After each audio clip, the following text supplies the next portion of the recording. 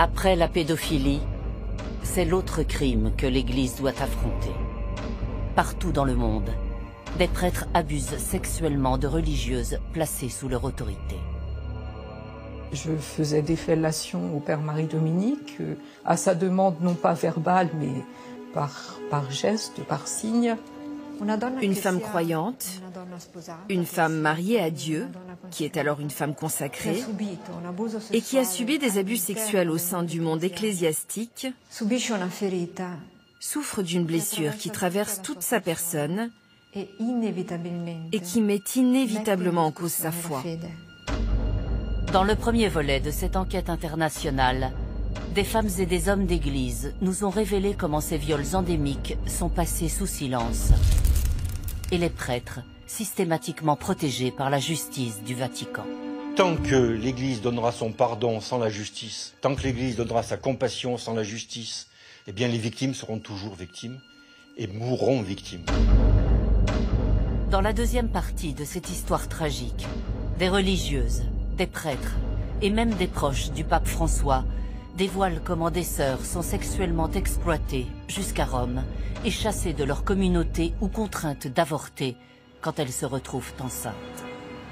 Les supérieurs s'attendent avec les prêtres leur donnent l'argent, les supérieurs livrent les sœurs chez le prêtre, c'est la prostitution. La structure de l'Église a quelque chose de fermé qui donne le pouvoir au mâle, aux prêtres, d'une façon absolue et au-delà de tout ce qui est permis. Ça faisait partie un peu de mon rituel, de faire bien attention quand on tombe enceinte. Si une religieuse devient enceinte d'un prêtre, qu'est-ce qui arrive? Ah ben là, peut tout arriver, même le prêtre qui demande qu'elle soit avortée. L'Église catholique condamne l'avortement. Qu'une congrégation encourage une religieuse à avorter, c'est une abomination.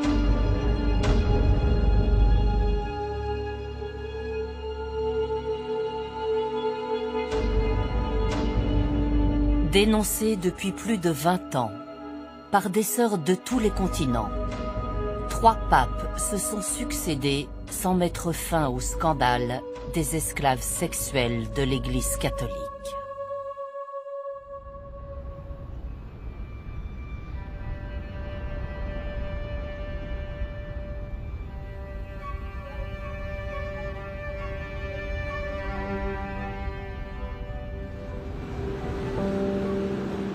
En Asie, en Amérique latine ou en Afrique, dans les continents évangélisés, des sœurs sont réduites à l'état d'esclaves sexuels. En 2017, une religieuse a quitté sa communauté où ses sœurs sont sexuellement exploitées. Depuis, cet ex-missionnaire est menacé de mort par son ancienne congrégation qui redoute qu'elle ne parle. Pour sa sécurité, elle a décidé de témoigner au Bénin, dans un autre pays d'Afrique de l'Ouest que le sien. Pendant les 21 ans que je suis restée en religion, j'ai expérimenté beaucoup de sœurs qui ont subi les abus sexuels, moraux de tout genre. Et tout ça étant contraire à ce que j'ai voulu dans mon cœur pour servir le Seigneur, j'ai décidé de quitter la communauté.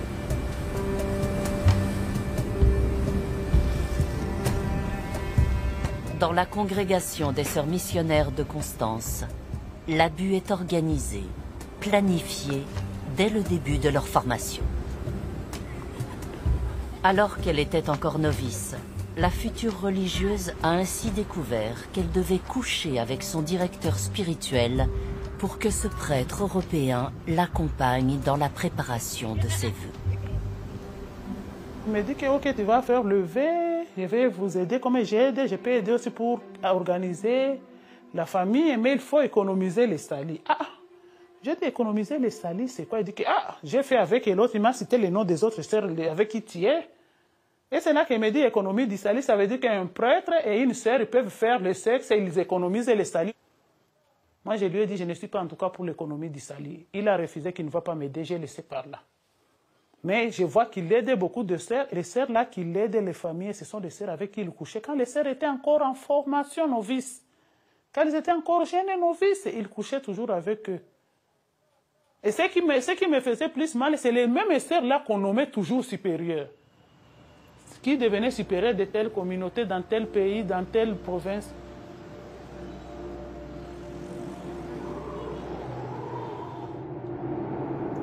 Ce n'est pas l'Église qui est mauvaise en soi. Ses membres ont dévié volontairement. Ce n'est pas qu'ils se sont égarés. Ces déviations, ce n'est pas parce que égaré, on peut dire que je ne savais pas. Les gens font les choses volontairement en sachant. L'économie du salut n'est que la première étape dans l'exploitation de ces femmes qui entrent au service de Dieu. Devenues religieuses, ces sœurs sont marchandisées par leur mère supérieure, censée les encadrer et les accompagner. Les supérieurs s'attendent avec les prêtres. Les prêtres leur donnent l'argent, une somme d'argent. Les supérieurs livrent les sœurs chez le prêtre. Ils montrent à la religieuse comme si c'est un travail pour la congrégation. Mais entre-temps, quand la sœur arrive là, elle se rend compte que c'est la prostitution. C'est comme ça.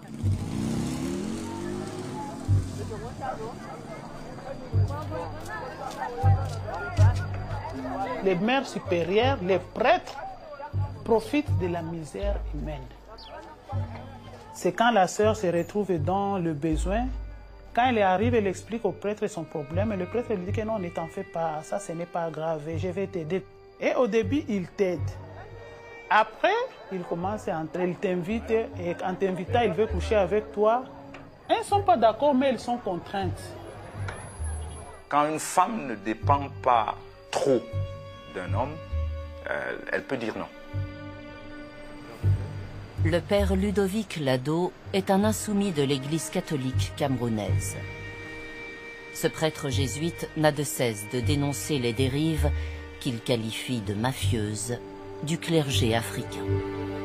Le fond du problème, c'est la précarité économique qui rend certaines de ces religieuses vulnérables à des trafics de faveurs. On les expose à des abus qui peuvent être sexuels ou physiques de tout ordre.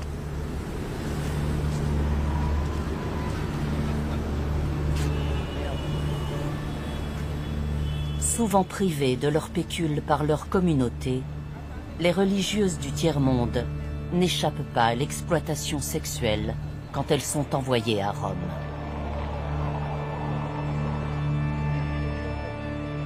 Un événement qui s'est tenu à huis clos dans la cité vaticane nous a mis sur la piste de ce proxénétisme clérical aux portes du Saint-Siège. Le 31 mai 2015, derrière les murs du Vatican, se déroule un séminaire sur la place de la femme dans l'Église. Ce jour-là, une religieuse congolaise, professeure à l'université pontificale Urbaniana, profite de l'occasion pour dénoncer la prostitution coutumière de ses sœurs étudiantes à Rome.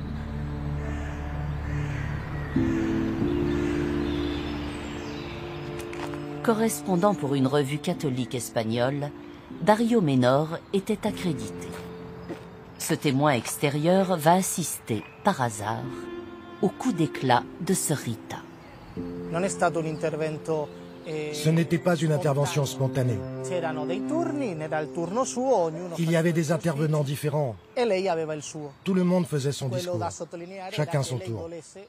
Et elle avait le sien.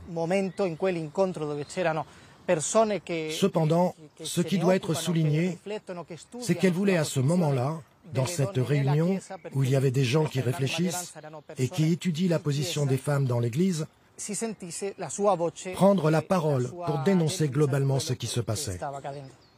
Elle était sans aucun doute courageuse de parler de ce thème dans cet auditorium.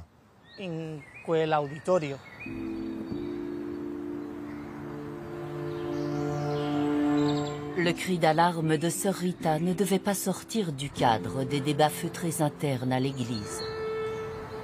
Mais à la sortie du séminaire, alors que la religieuse marche dans la rue, Dario Menor parvient à lui arracher un témoignage à la volée.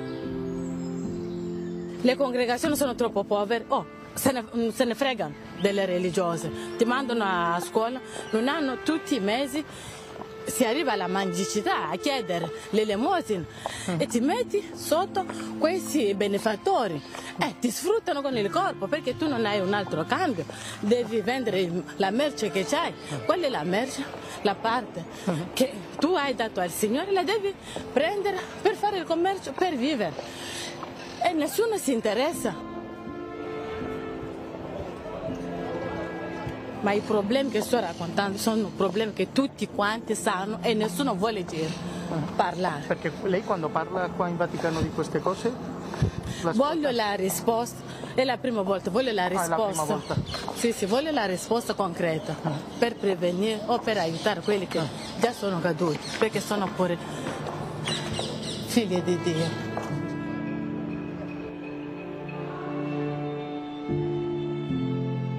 Chez les dignitaires du Saint-Siège, le coup de colère de sœur Rita n'est pas passé inaperçu. Après le séminaire, Monseigneur Parolin, secrétaire d'État du Saint-Siège, a célébré une messe dans cette église.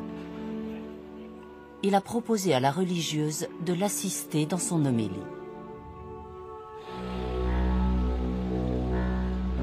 La démarche du numéro 2 du Vatican n'était pas innocente.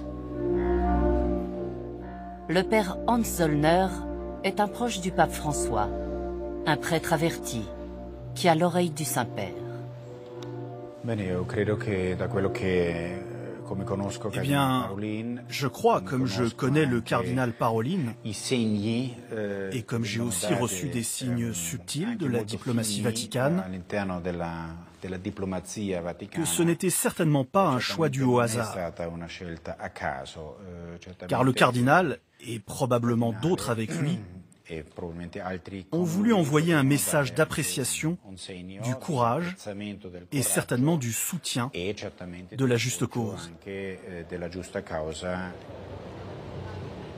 Ce geste de soutien avait-il pour but de calmer sœur Rita? La religieuse nous a fait savoir que depuis son intervention, sa hiérarchie lui a donné l'ordre de se taire. Avant de retourner au silence, sœur Rita a livré un dernier message à son interlocuteur espagnol. Un appel à l'aide pour ces sœurs exploitées et rejetées par leur congrégation quand elles se retrouvent enceintes. Quando spuntano questi problemi qua cinte, devono allontanare dal convento. Non c'è assistente, mandato così. La congregazione e la chiesa non sa manco dove questa povera è andata a finire, nessuno si interessa, è una vergogna. Diventa come i lebbrosi nell'Antico Testamento. Nessuno con sorella vuole più rivolgere la parola.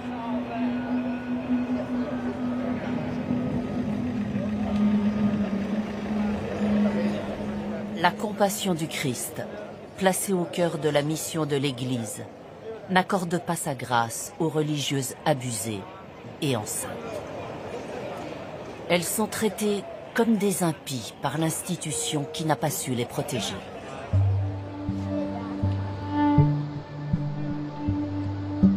Violée par un prêtre de sa communauté, au printemps 2011, une sœur congolaise s'est vue contrainte de quitter Rome après quelques semaines de grossesse. Sur injonction de sa congrégation des Petites Sœurs de Nazareth, cette femme de 40 ans s'est exilée à Pesaro, sur la côte adriatique. Sans argent, sans logement, Grace a trouvé refuge dans ce foyer d'accueil. Pour aider la religieuse désemparée, la directrice lui a proposé le soutien bénévole d'un avocat local. Grace était dans une situation très particulière. La première chose que j'ai su d'elle, c'est qu'elle était une femme religieuse tombée enceinte. Enceinte à la suite d'une violence subie à Rome pendant sa période d'études au sein de l'Université du Vatican. Elle y avait rencontré un religieux de son pays.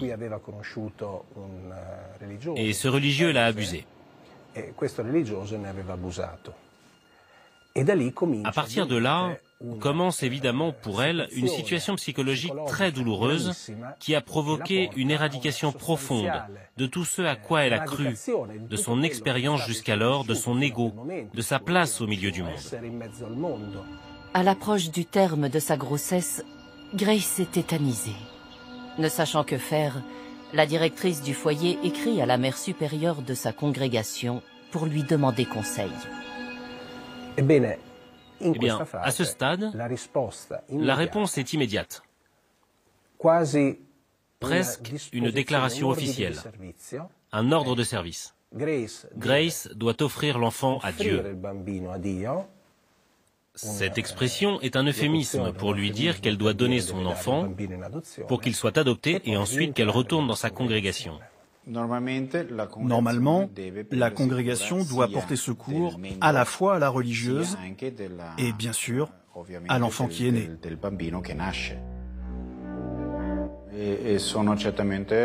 Ce sont des situations horribles et très difficiles.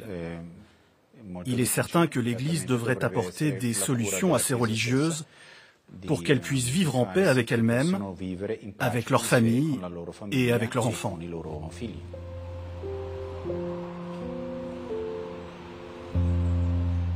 L'Église devrait prendre soin des religieuses violées et de leurs enfants, mais elle ne le fait pas. Le jour de son accouchement dans cette clinique, Grace obéit à sa hiérarchie. Au moment de l'accouchement, Grace est soumise au formulaire obligatoire pour la reconnaissance de l'enfant. À ce moment-là, Grace vit toujours son vœu d'obéissance et respecte donc l'ordre qu'elle a reçu.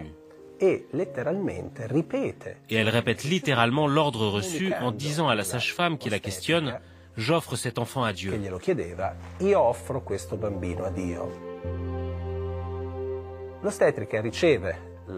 La sage-femme reçoit la déclaration et l'interprète comme une évidence, c'est-à-dire que Grace ne reconnaît pas son enfant.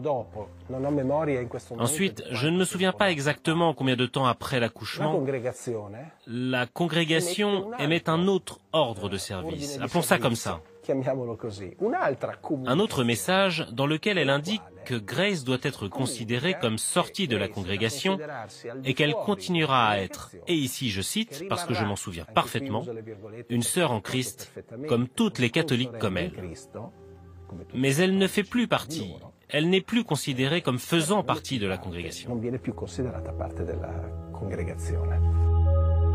Nous, membres de la congrégation, nous vous remercions pour tout ce que vous faites pour notre sœur. Avec regret, nous voulons vous confirmer qu'elle ne peut plus être membre de notre congrégation. Nous vous demandons de l'aider et de l'encadrer selon vos moyens et selon ses besoins. Que le Seigneur vous bénisse. La supérieure générale.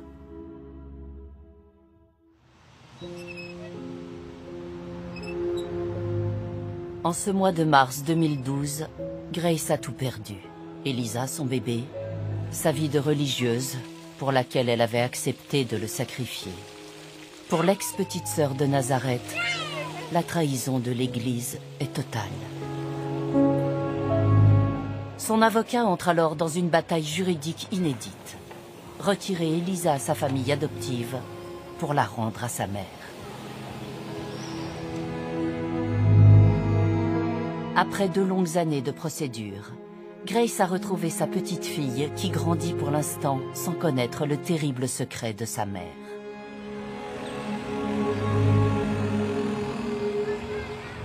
Le destin des religieuses enceintes connaît rarement un si heureux dénouement. Elles sont souvent contraintes au pire des péchés qui leur a été enseigné.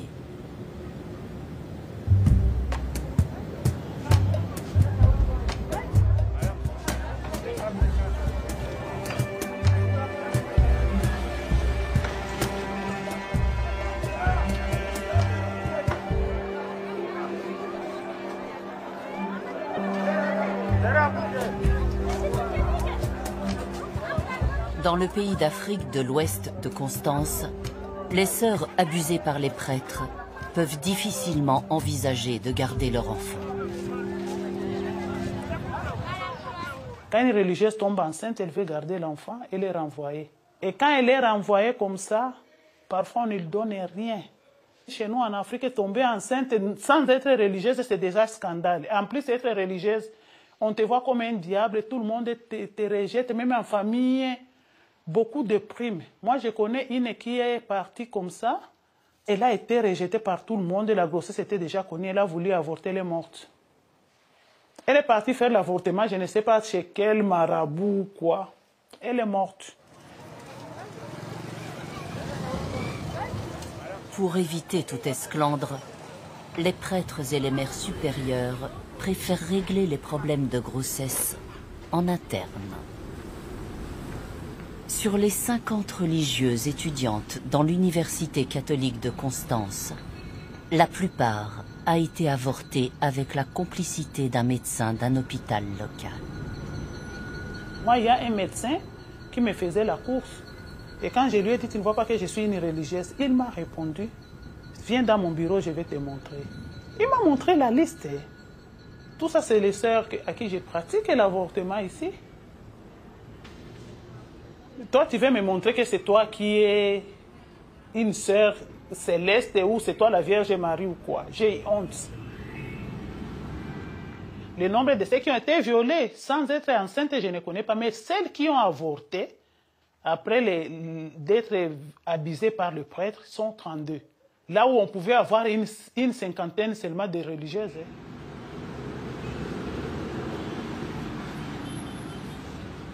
L'Église catholique refuse ou bien condamne l'avortement au nom de la culture de la vie.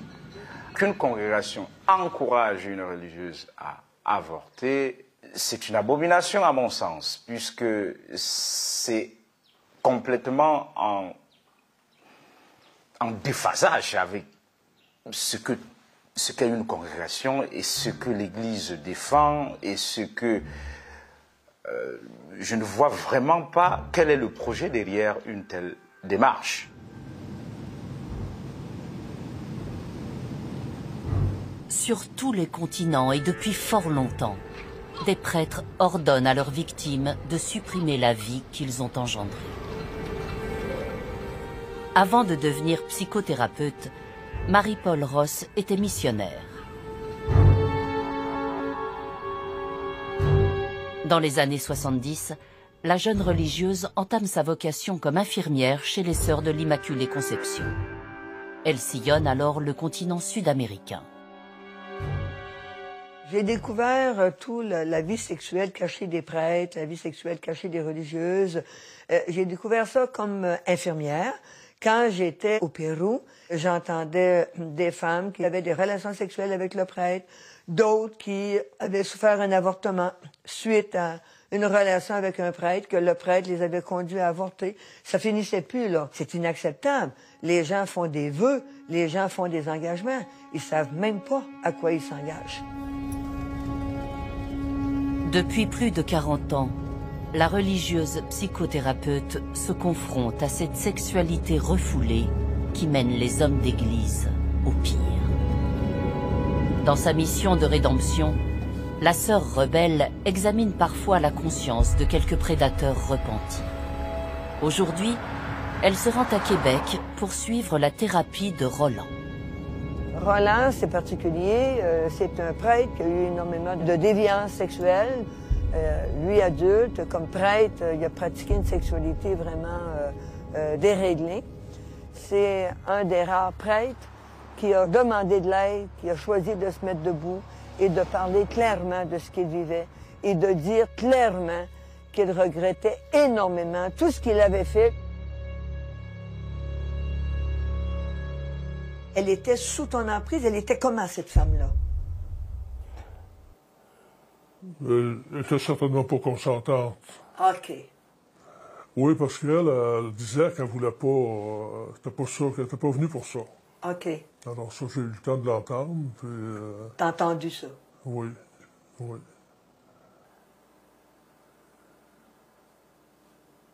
Mais toi, t'as continué? Oui, c'est ça. Si une religieuse devient enceinte d'un prêtre, qu'est-ce qui arrive? Ah ben là, peut tout arriver, même le prêtre qui demande que soit avorté. Mais c'est une réalité dans l'Église oui. que des prêtres mettent des femmes, des sœurs enceintes, oui. puis qu'ils font avorter. Oui, oui, c'est une réalité. Oui. As-tu eu peur d'avoir mis une femme enceinte? Ben, ça faisait partie un peu de mon rituel de faire bien attention quand on tombe enceinte. Puis aussi, alors à ce moment-là, le comportement suivait. Il n'y avait pas de pénétration, il n'y avait pas de possibilité. Préoccupé de ça, toi? Oui.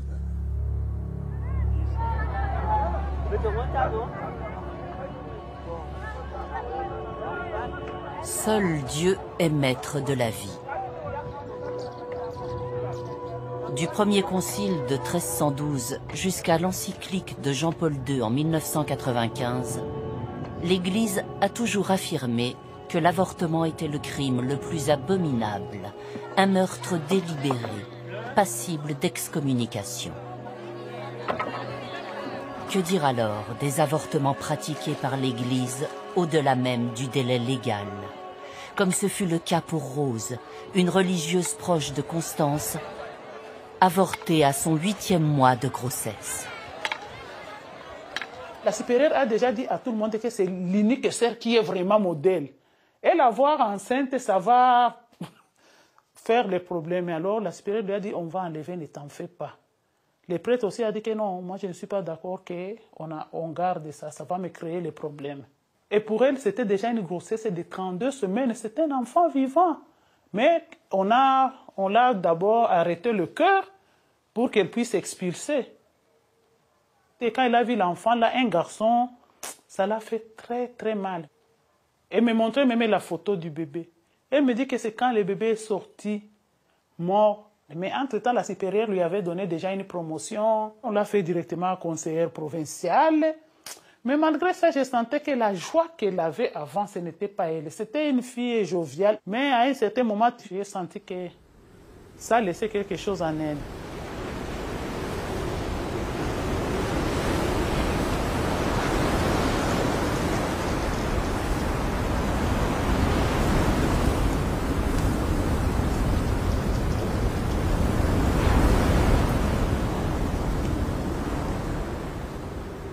Non seulement c'est un crime dans la plupart des pays, je pense partout à 32 semaines, mais aussi c'est un trauma vraiment grave et aussi un trauma spirituel. Carline de Mazure enseigne la théologie à Rome. Elle est aussi directrice d'études de Marie Lembo. Cette sœur togolaise achève une thèse à l'université pontificale grégorienne sur les abus sexuels commis par des prêtres sur les religieuses dans les pays d'Afrique de l'Ouest. Leur vie est très difficile, leur vie c'est une vie de souffrance. Elles disent « je suis complètement détruite de la tête aux pieds ». Donc elles sont dans une situation de culpabilité terrible. D'abord par la transgression, et si c'est l'abus, et puis en plus savoir que dans leur sein, la vie a été détruite. Il y a une vie éteinte, quoi, qu'elle porte. La thèse de sœur Marie Lembo sera bientôt achevée. Mais sera-t-elle publiée?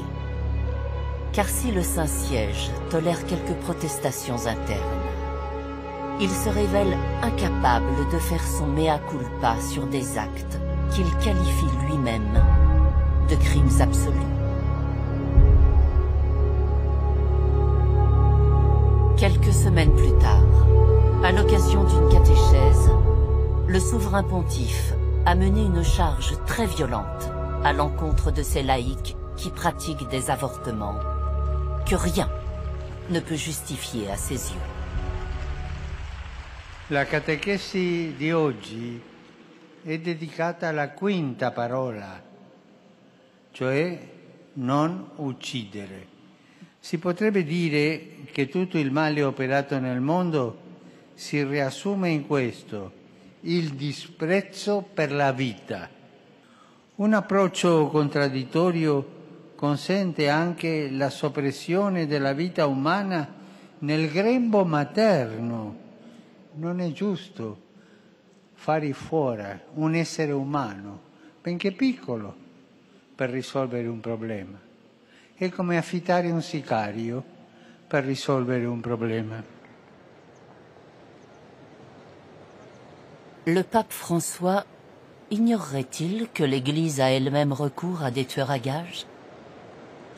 Il y a plus de 20 ans, 2 lanceuses d'alerte ont pourtant adressé au Vatican des preuves irréfutables sur ce mal qui ronge son royaume.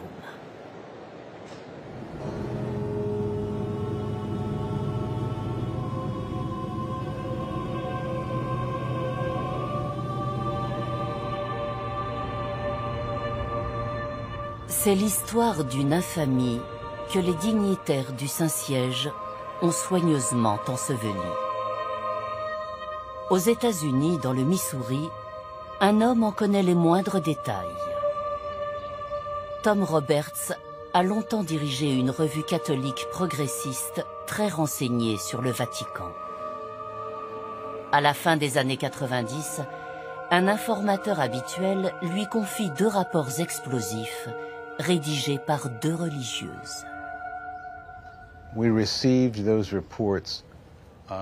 Nous avons reçu ces rapports probablement en 1998 ou en 1999. Et le contenu était si troublant et si choquant que nous voulions être absolument certains que les informations étaient fiables. Et donc, pour les vérifier, il nous a fallu à peu près 2 ans. Cette histoire selon laquelle les prêtres abusaient des femmes religieuses parce qu'ils pensaient que c'était des femmes saines dans des endroits où le sida était endémique, s'est confirmée. Et elle n'a été niée nulle part.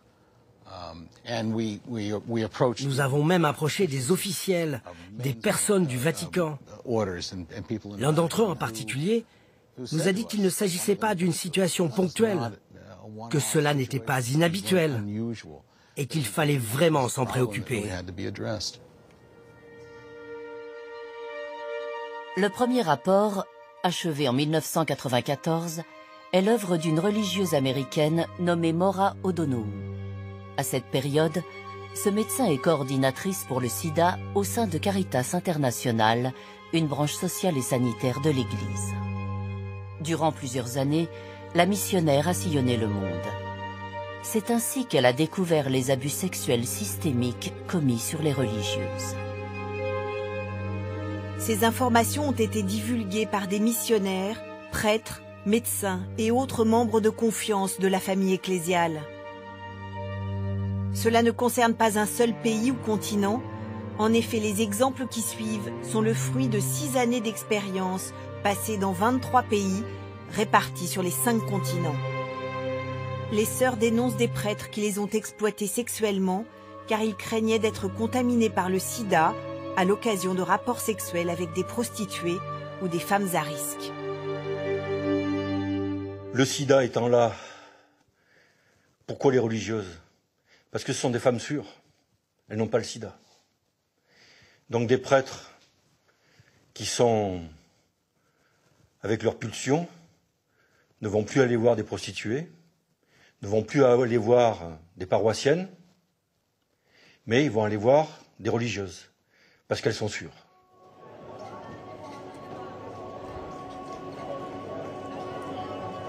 Quatre ans plus tard, en 1998, une autre religieuse, mère supérieure générale des missions de Notre-Dame d'Afrique, alerte à son tour le Vatican.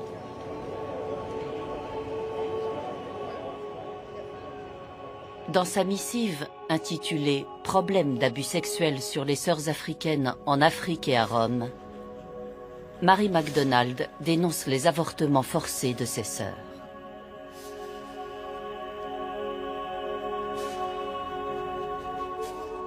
Malgré de très nombreuses tentatives visant à améliorer la situation, elle ne semble qu'empirer. Parfois, quand une sœur tombe enceinte, le prêtre responsable insiste pour qu'elle avorte. En règle générale, la sœur est éloignée de sa congrégation, tandis que le prêtre, le plus souvent, est simplement muté dans une autre paroisse ou envoyé étudier ailleurs.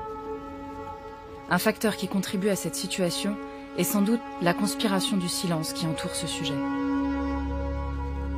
La conspiration du silence va se prolonger. Les rapports confidentiels des deux religieuses vont rester lettres mortes jusqu'à ce qu'une source inconnue les fasse fuiter. En mars 2001, Tom Roberts les publie dans son journal catholique. Je ne pense pas que cela a été pris au sérieux au début. Certains ont même essayé de ne pas en tenir compte. En tout cas, cela n'a pas suscité le genre de réaction que nous avions imaginé, que ce genre d'allégation devait générer. Si vous êtes installé au Vatican et que l'on vous apprend que des missionnaires, les personnes qui font le plus gros du travail au sein de la communauté, se font abuser par les gardiens et les responsables de celle-ci, nous pensions que cela provoquerait leur indignation, que toute la communauté réagirait. En fait, il ne s'est quasiment rien passé.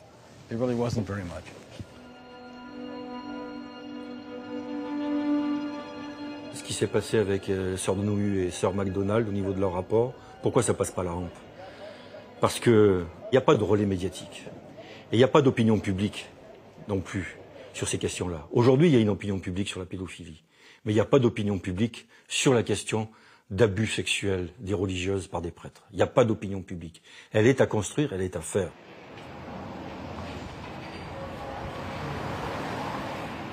Au printemps 2001, les révélations des sœurs Maura et Marie restent donc confinées aux lecteurs catholiques avertis.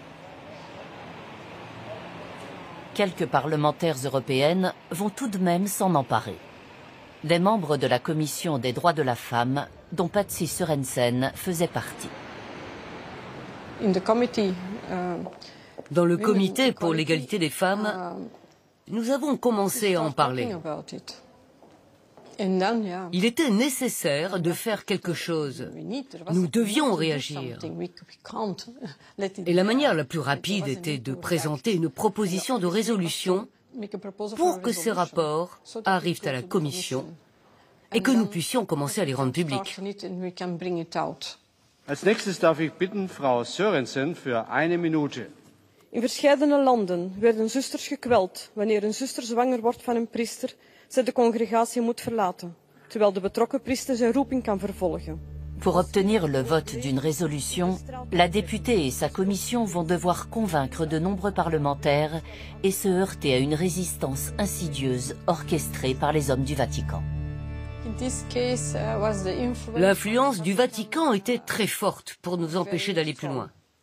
On retrouvait cette influence dans tous les comités et parmi tous les membres de la Commission européenne et du Conseil. C'était très fort. Il y avait beaucoup de lobbyistes au Parlement. Je les ai rencontrés de temps en temps et ils disaient « Oh, ce n'est qu'en Afrique ». Mais ce n'est pas vrai. C'était aussi en Europe, dans les pays d'Afrique, des Caraïbes et du Pacifique. Dès les premiers travaux parlementaires, ces messages de désinformation sont relayés par Joaquín Navarro-Valls en personne, le porte-parole du Saint-Siège, un proche de Jean-Paul II. Pour moi, la réaction du Vatican a été très décevante. Il ne dit pas que le phénomène n'existe pas. Il dit oui, c'est possible, mais dans certaines régions lointaines. Et il faut penser à comment cela se passe là-bas. Ces pauvres prêtres, désolés pour leur comportement, mais c'est normal là-bas. Désolés. Mais dans n'importe quel autre job, ils auraient été virés. Normalement, lorsqu'on accepte ce genre de crime, on va en prison. Pour moi, c'est une honte. Tout ceci est une honte pour l'Église. Une honte pour le Vatican. Et ils doivent le reconnaître. Malgré le lobbying intense du Saint-Siège, Le 5 avril 2001, le Parlement européen vote une résolution qui somme l'État du Vatican de réagir enfin. Le Parlement européen demande au Saint-Siège d'examiner avec sérieux toute allégation d'abus sexuels commis au sein de ces organisations, de coopérer avec les autorités judiciaires et de retirer toute charge officielle aux coupables. Demande que les auteurs de ces crimes soient appréhendés et traduits en justice. Demande aux autorités judiciaires des 23 pays cités dans les rapports d'assurer que toute la lumière sera faite en termes judiciaires. Les demandes adressées par le Parlement européen à l'État du Vatican ne seront pas suivies d'effet. En 2018, face à la somme des preuves et des témoignages recueillis, l'entourage du pape admet que ces rapports étaient fondés et que le mal demeure. Dans ces rapports, il est dit que ce type d'abus est lié à quelque chose qui transcende la réalité locale, la réalité régionale. Eh bien, je suis d'accord, parce que cela transcende au moins les frontières des pays ou même des continents.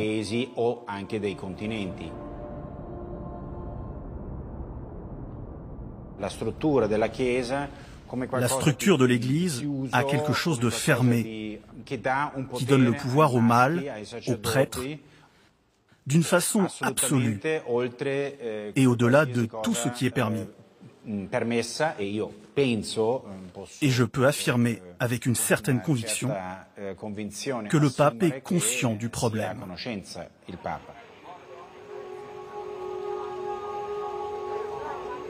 Le pape François réformera-t-il le pouvoir sans limite que les prêtres exercent sur les femmes? Redonnera-t-il aux religieuses la dignité à laquelle elles ont droit? Alors que l'image de son institution ne cesse de se dégrader, un péril interne affaiblit de jour en jour son Église. Chaque année, plus de 3000 religieux et religieuses abandonnent la vie consacrée.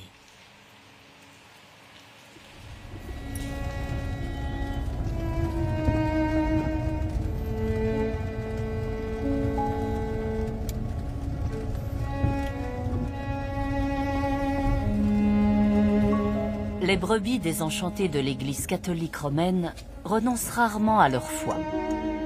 Elles cherchent à vivre leur engagement à Dieu ailleurs, autrement. Dans le nord de l'Ontario, au Canada, une ancienne religieuse des Sœurs de la Charité fait partie de ces transfuges.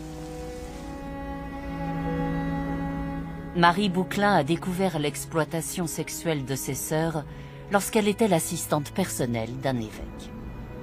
J'avais entendu les confidences de femmes qui avaient été abusées par des prêtres, qui avaient perdu leur foi.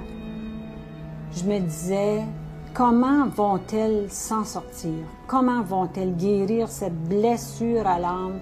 Alors je me suis dit, il nous faut des femmes prêtres. Ensuite, j'ai dit, pourquoi pas moi?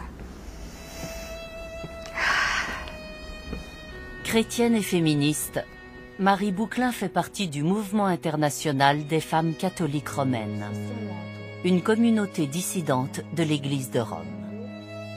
En 2007, cette femme mariée a été ordonnée prêtre. 4 ans plus tard, elle est devenue la première femme évêque du Canada. Le pape, tout d'abord Paul VI, mais ensuite surtout Jean-Paul II, ont dit non, pas question de changer la loi. De toute éternité, il n'y a que des hommes célibataires qui doivent être prêtres. Il n'y a rien, ni dans la Bible, ni dans l'enseignement de Jésus, ni Saint Paul, qui dit que les femmes ne peuvent pas être ministres du culte. Une fois par mois, cet évêque sans apparat célèbre l'Eucharistie dans l'intimité de sa demeure. Un office domestique pour des paroissiens qui ont pris leur distance avec l'Église traditionnelle. Allô, allô? Ça va bien? La hiérarchie de l'Église nous dit qu'on s'est excommunié. Nous, on dit non. Au contraire, on aime l'Église. on veut qu'elle soit plus belle et qu'elle soit meilleure. Reste que les églises catholiques, du moins, ne nous sont pas ouvertes. How are you, Michael? Bien. Puis j'oserais dire que si on vivait à une différente époque, on risquerait quoi? Le bûcher, peut-être?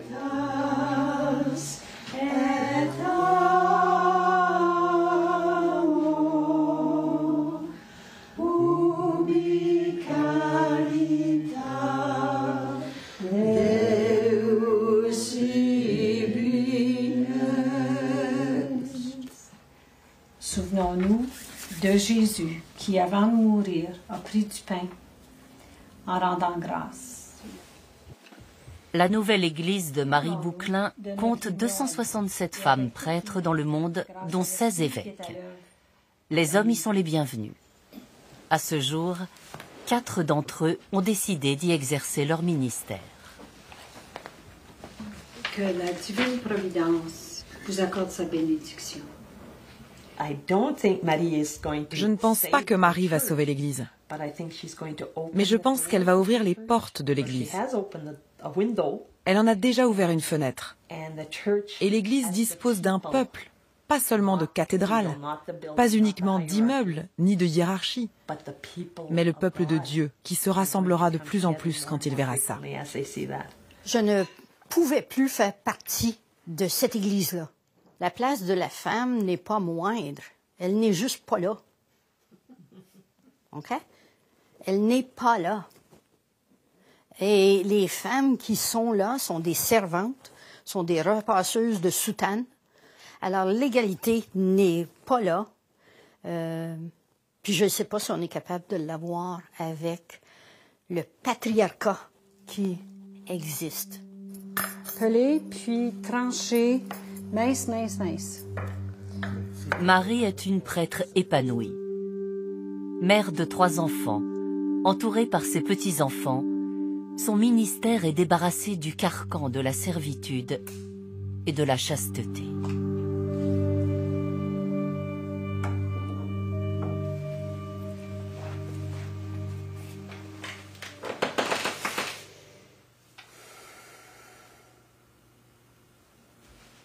Le célibat pose problème parce qu'il impose une vie contre nature aux hommes qui voudraient être prêtres. L'imposer, c'est imposer un style de vie qui ne convient pas. Donc, on ouvre la porte à toutes sortes de psychoses puis de névroses, etc. Pourquoi imposer des lois qui sont intenables? Si le célibat n'était pas obligatoire, les hommes qui se préparent au sacerdoce auraient une vie équilibrée des relations humaines, des relations hommes-femmes. Il va falloir que ça change. Le pape actuel en est conscient. Est-ce qu'il pourra le faire? C'est une autre question. Le pape enverra-t-il les signes d'un changement qui puisse mettre un terme au calvaire imposé aux filles de Dieu? En avril 2018, 8 mois avant le terme de ce film, nous avons proposé au Saint-Père de recevoir Doris et Michel France afin qu'ils reconnaissent officiellement les souffrances des religieuses abusées et confirment sa volonté de réforme. Nous nous sommes adressés au cardinal Giovanni Angelo Becciu, alors substitut aux affaires générales de l'État du Saint-Siège, en charge de la France. Pour que cette demande inhabituelle soit prise en compte, nous lui avons communiqué en toute transparence l'ensemble des éléments de notre enquête, la liste et les propos de nos témoins.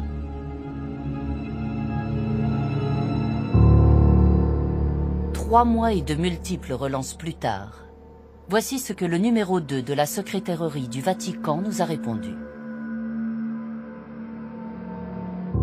Madame, je vous remercie pour les informations que vous apportez au sujet de votre documentaire, évoquant une situation qui ne peut pas ne pas me causer de la souffrance, comme à toute l'Église. Concernant votre proposition que le Saint-Père reçoive les 2 religieuses, je veux vous assurer qu'elle sera sérieusement prise en considération. et que je ne manquerai pas de vous informer de la décision qui sera prise à ce sujet. Face à notre insistance, à la mi-décembre 2018, une proposition du Vatican nous est enfin parvenue. Le pape a accepté de recevoir Michel France et Doris, mais dans l'intimité, sans la présence de notre caméra ni de tout observateur extérieur. D'un commun accord avec nos témoins, nous avons refusé de reléguer une fois de plus la parole des victimes au secret d'une audience privée et de contribuer au silence du Saint-Père sur la problématique des esclaves sexuels de l'Église catholique.